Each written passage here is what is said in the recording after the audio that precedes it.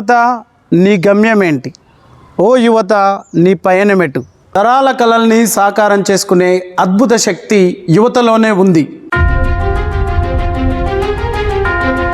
15 సంవత్సరాల నుండి 19 సంవత్సరాల మధ్య గల యువత ప్రతి నలుగురిలో ఒకరు, అంటే 25% మంది మద్యానికి బానిస.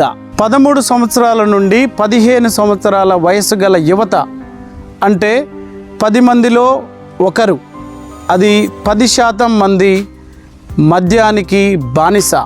15 నుండి 16 సంవత్సరాల మధ్య వయస్కులైనటువంటి యువత అంటే ప్రతి 20 మందిలో ఒకరు, 5% మంది గంజా డ్రగ్స్కి బానిస. ఇది నేను చెప్తున్నటువంటి సమాచారం కాదు, WHO ప్రపంచ ఆరోగ్య సంస్థ చెప్తున్నటువంటి సమాచారం. ప్రపంచ యువత ఇలా ఉంటే మరి మన భారతదేశ యువత పరిస్థితి ఏంటి? తెలంగాణ యువత ఎటుపోతుంది? ఈ మధ్య కాలంలో మన తెలంగాణ DGP ఇచ్చినటువంటి సమాచారం ప్రకారం 20 లక్షల టన్నుల గంజా 2024 సంవత్సరానికి గాను పట్టుబడడం మనందరినీ ఆశ్చర్యానికి గురి చేస్తుంది. ఓ యువత నీ గమ్యమేంటి? ఓ యువత నీ పయనమెటు? ఓ యువత నీ లక్ష్యాన్ని నిర్ణయించుకున్నావా? Arise, awake, stop not until you reach your goal. లెండి, మేలుకోండి, మీ లక్ష్యాన్ని చేరుకునేంత వరకు విశ్రమించకండి. స్వామి వివేకానంద గారి పుట్టినరోజు సందర్భంగా నేడు మన భారతదేశంలో జాతీయ యువజన దినోత్సవాన్ని జరుపుకుంటున్నాం. దాని యొక్క ప్రత్యేకత ఏంటి? ఆయన చెప్పినటువంటి సూక్తులు ఏంటి? ఆయన యొక్క మాట దేశం కోసం.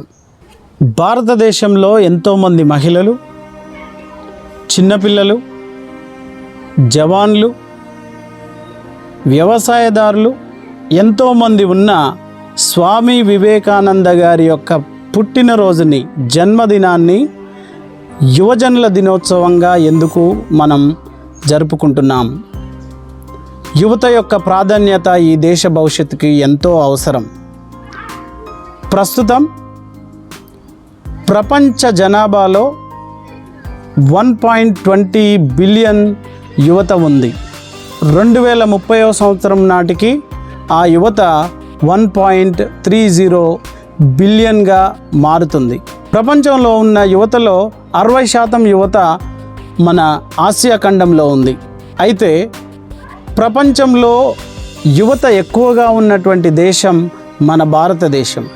ఇది మనకెంతో గర్వకారణం. ఇది ఎంతో సంపదనిస్తుంది మనకి. అయితే ఆ యువత సామర్థ్యాలను సాధిస్తుందా?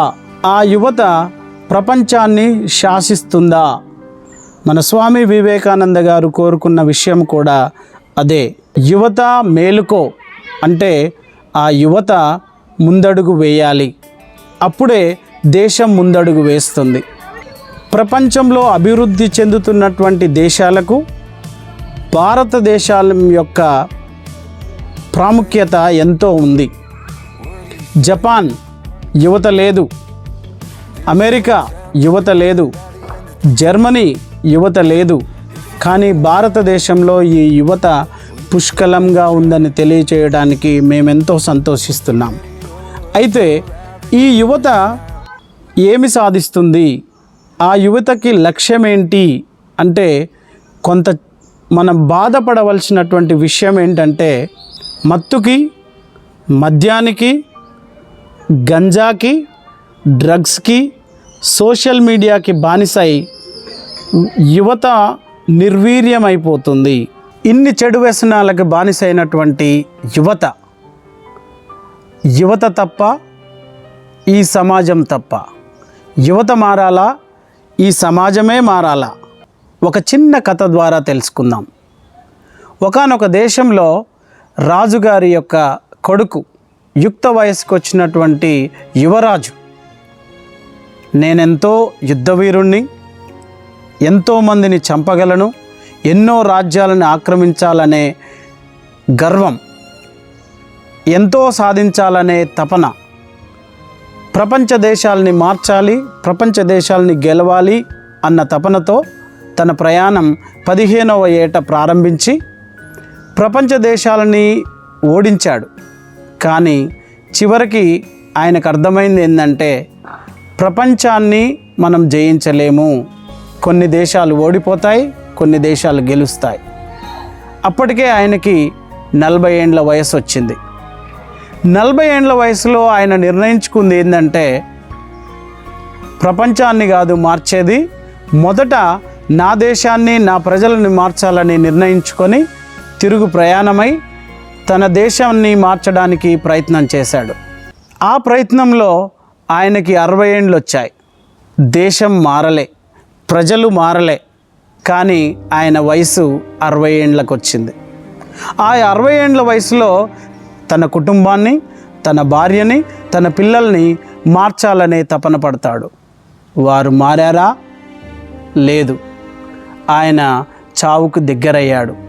70 ఏండ్ల వయసులో, చావుకు దగ్గరైనటువంటి వయసులో ఆయన అనుకున్నటువంటి విషయం ఏంటంటే ఎవరో మారరు, ఏదో చెయ్యరు, మన మాట ఎవరు వినరు అని తెలుసుకొని నేనే మారాలి, ఓ మనిషి మొదటగా నువ్వే మారాలి అని నిర్ణయించుకొని తనను తాను మార్చుకోవడానికి శక్తిని కూడగట్టుకొని ప్రయత్నంలో సఫలమయ్యాడు.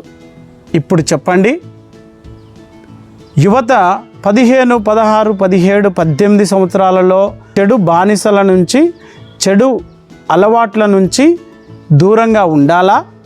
ఆ యువరాజు చనిపోయే ముందు మారాడు, కానీ మనకింకా సమయం ఉంది. ఇప్పుడు మారతారా? చనిపోయే ముందు మారతారా? అది ఎవరికి ప్రయోజనం? ఆలోచించండి ఓ యువత. 13 సంవత్సరాల నుండి 25 సంవత్సరాల లోపు ఉన్నటువంటి యువత ఎటువైపు వెళ్ళాలి? ఏమి నిర్ణయాలు తీసుకోవాలి? సరైన నిర్ణయం ఒక లక్ష్యాన్ని నిర్ణయించుకోవడం, ఆ లక్ష్యం వైపు అడుగులు వేయడం. ఆ లక్ష్యం చాలా స్పష్టంగా ఉండాలి. ఆ లక్ష్యం వైపే మన ధ్యాస, శ్వాస, మన యొక్క కష్టం ఉండాలి. కష్టించిన వాడికే ఫలితం దక్కుతుంది. ఆ లక్ష్యంలో మనం ఎన్నోసార్లు కింద పడిపోతాం, ఎన్నోసార్లు మనం ఫెయిల్ అవుతాం. మరి అక్కడే ఆగిపోదామా? అక్కడే పడిపోదామా? లేకపోతే వెనక్కి వెళ్దామా? కాదు. Arise, awake, stop not until you reach your goal. ఒక లక్ష్యాన్ని పెట్టుకొని విజయం వచ్చేంత వరకు సహనంతో, ఓర్పుతో, కష్టంతో మీరందరూ ముందుకు వెళ్ళాలి. మరి ఇంత ప్రణాళికలో మీకు విజయం సిద్ధిస్తుంది. మరి ఆ విజయం మీదా, మీ కుటుంబానిదా? మరి వివేకానంద గారు ఏం చెప్పారు? నీ విజయం నీది కాదు, నీ విజయం ఈ దేశ ప్రజలందరిది. కాబట్టి ఈ విజయాన్ని మనం సాధించాలంటే ప్రణాళికాబద్ధంగా పనిచేయాలి, శ్రమించాలి, విశ్రమించకూడదు. యువత ఆలోచిస్తే మార్పు, కదిలితే విజయం. ఆ విజయం మీ సొంతం కావాలని ఆకాంక్షిస్తూ మీ యార్లగడ్డ అమర్ కుమార్. ధన్యవాదాలు.